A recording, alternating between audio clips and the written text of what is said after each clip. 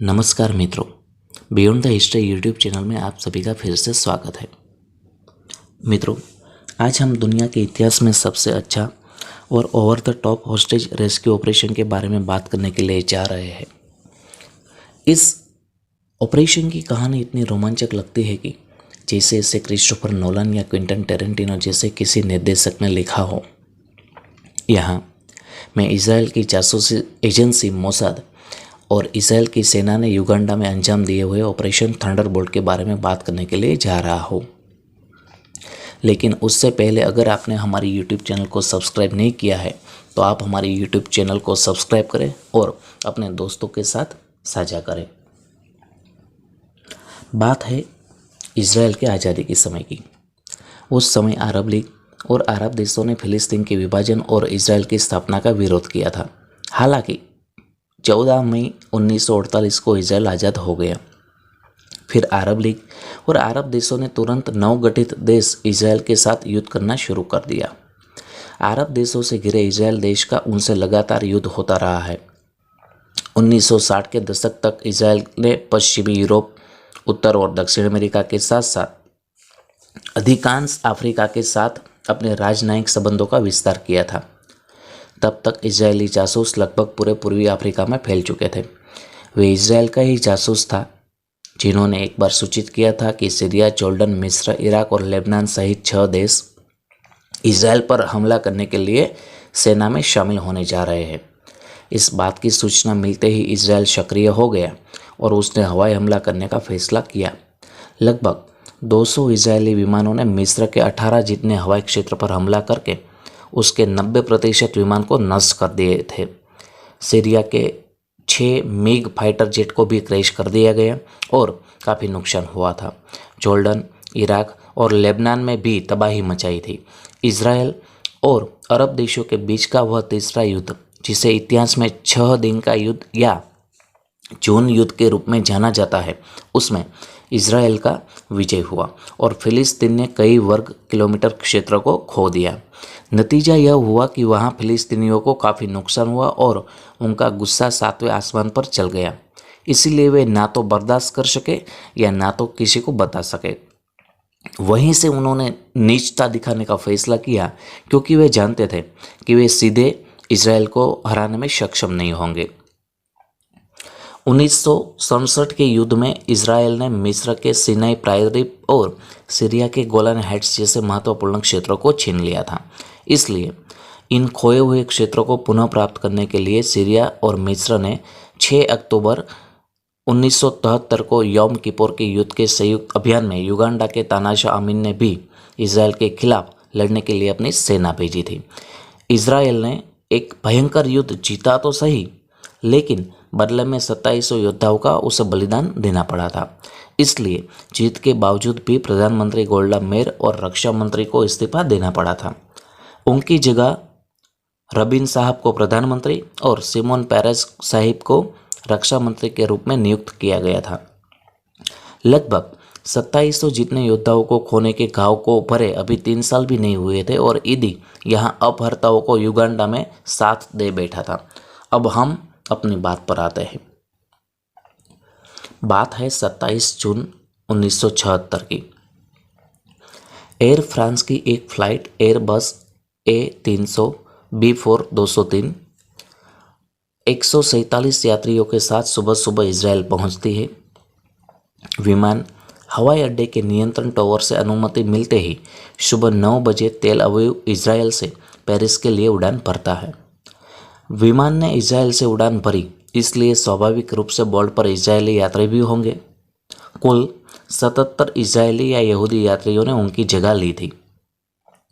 विमान ने इजराइल के बेन गुरियन हवाई अड्डे से ग्रीस के एथेंस के लिए 224 यात्रियों के साथ उड़ान भरी, जिसमें 12 चालक दल के सदस्यों के साथ यहूदी और फ्रांसीसी लोग भी शामिल थे।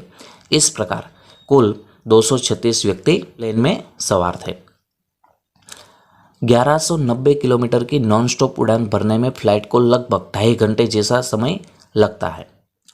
इसलिए विमान ग्रीस के एथेंस पहुंचने के बाद 38 यात्री उतरे और कुल 56 यात्री विमान में सवार हुए, जिसमें 4 अपहर्ता भी खराब सुरक्षा के चलते विमान में सवार हो गए।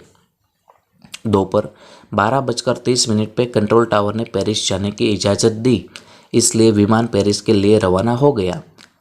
आपकी जानकारी के लिए बता दूं कि 1971 से लेकर 1980 तक की जो अवधि थी वो बहुत कठिन और अस्थिर थी।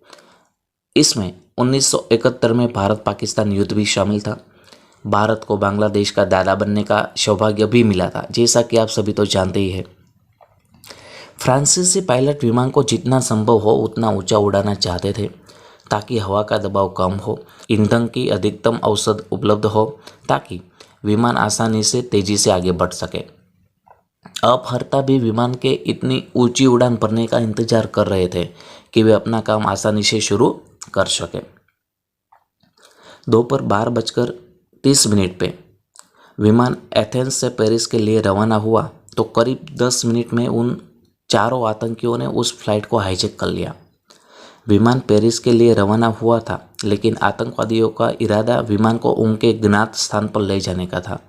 एक अपहर्ता ने हाथ में पिस्तौल और ग्रेनेड पकड़ते हुए सभी से कहा कि सभी जहां बैठे हैं वहीं बैठो, नहीं तो तुम सबकी मौत पक्की है। सभी यात्री सहम गए, सन्नाटा छा गया। यात्रियों ने मुड़कर देखा तो सभी अपहर्ता सक्रिय थे और सभी के हाथ में पिस्तौल और ग्रेनेड थे। एक अपहर्ता कॉकपिट में दौड़ा और कप्तान से कहा कि कप्तान, यह विमान हमारे कब्जे में है। यदि यात्री और आप जीवित रहना चाहते हो तो विमान को पेरिस नहीं बेंगाजी की ओर मोड़े। हमारे पास एक हैंड ग्रेनेड है, विमान को नष्ट होने में देर नहीं लगेगी।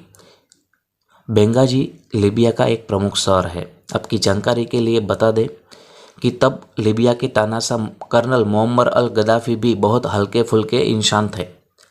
विमान ने उसकी दिशा बदली कि एथेंस कंट्रोल टावर पर डर लग गया और वायरलेस संपर्क भी टूट गया। हालांकि रडार पर दिखाई देने वाले विमान की बिंदी दक्षिण की ओर बढ़ने लगी, इसलिए एथेंस के कंट्रोल टावर पर कुछ अघटित होने का एहसास हुआ। अब विमान में कुल 94 इजरायली यात्री सवार थे। इजरायल के एयरपोर्ट पर जैसे ही यह खबर सुनी गई, तुरंत वहां ठहाका लग गया। हालांकि विमान फ्रांस का था, लेकिन ज़्यादातर यात्री इजरायल के ही थे। इजरायली हवाई अड्डे के अधिकारी प्रधानमंत्री को संदेश भिजवाते हैं। इजरायली प्रधानमंत्री इज़ाक रबिन जेरूसलम में सभा कर रहे थे।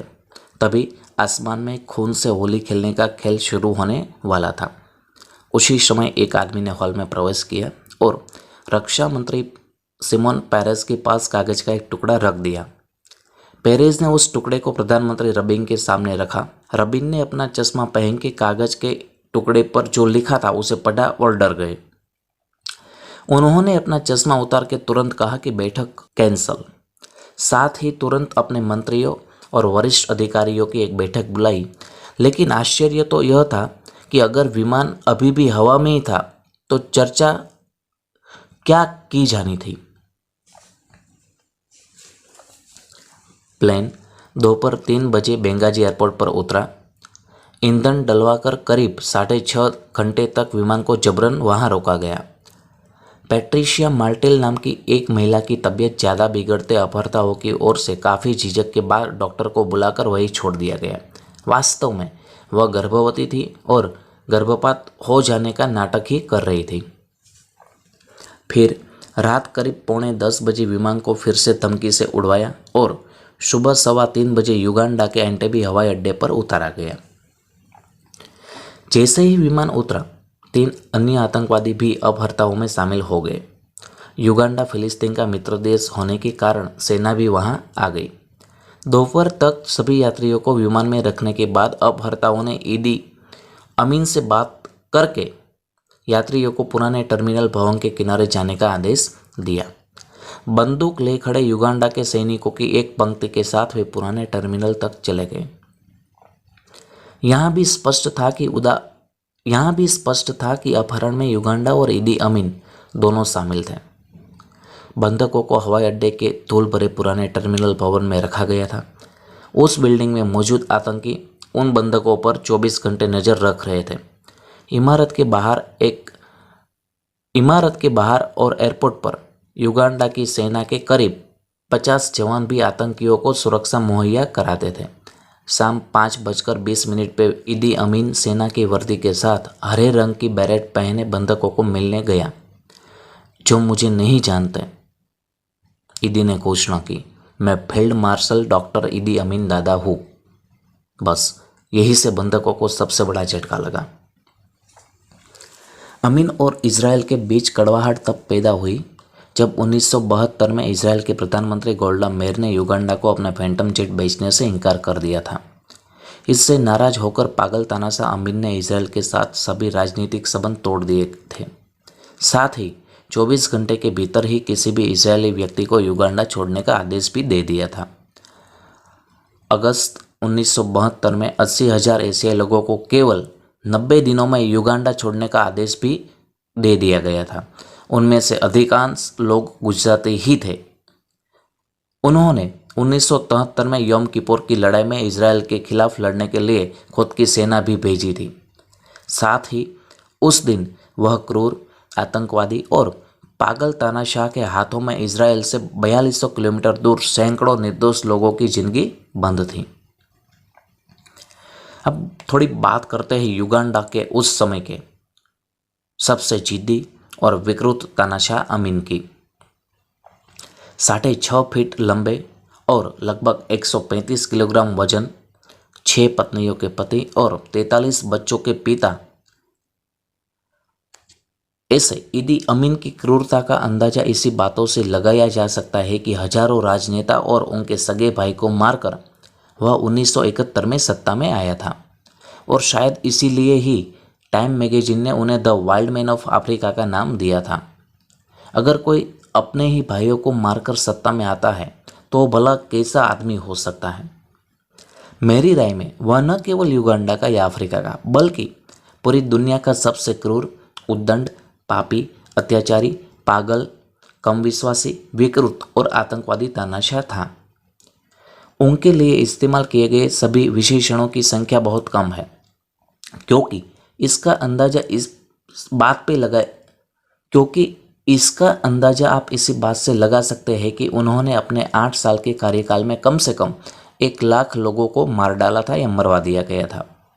उनके अंदर अहंकार भी इतना ही था। इससे आप इस व्यक्ति के व्यक्तित्व को माप सकते हैं। शायद वही वजह रही कि ऐसे देश में उतरते वक्त यात्रियों ने अपनी मौत देखी।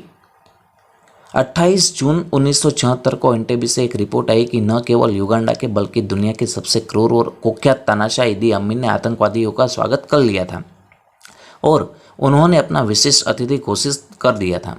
अपहर्ताओं ने इजराइल के प्रधानमंत्री को एक संदेश भी दिया कि वे सभी यात्रियों को रिहा करने के लिए तैयार थे, लेकिन इस शर्त पर कि 5 देशों में हिरासत में लिए गए 53 आतंकवादियों को रिहा किया जाए और फ्रांसीसी सरकार अपहर्ताओं को 5 मिलियन अमेरिकी डॉलर दे। 53 आतंकवादियों में से 40 तो केवल इजराइल की जेल में ही बंद थे।